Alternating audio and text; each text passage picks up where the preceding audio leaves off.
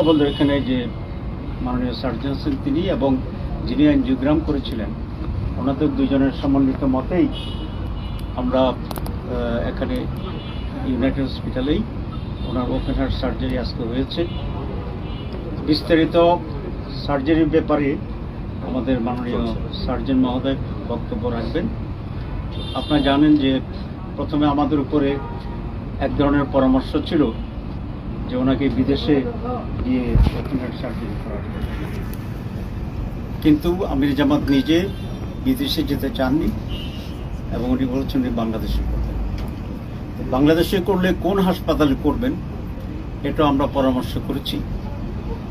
আমরা জামাত ইসলামের পক্ষ থেকে আমরা খুবই কনফিডেন্টলি ডিসিশন নিয়েছি যে এটা ইউনাইটেড হাসপাতালে করা হবে।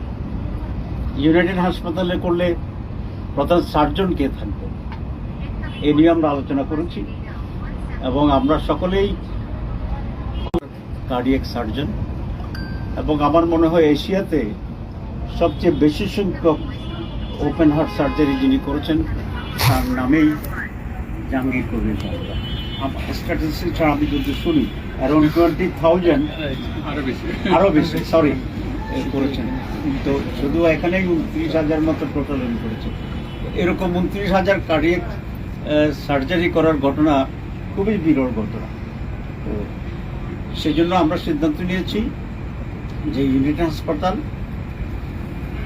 মাননীয় জাহাঙ্গীর কবির মহোদয়, তার টিম এবং বাংলাদেশ, আমরা কনফিডেন্টলি নিয়েছি এই জন্যেই যে বাংলাদেশেও যে এত বড় সার্জারি হতে পারে এবং ভালোভাবেই হতে পারে এটা আমরা জাতিকেও জানাতে চাই, ইউনাইটেড হাসপাতালে বাংলাদেশকেও জানাতে চাই।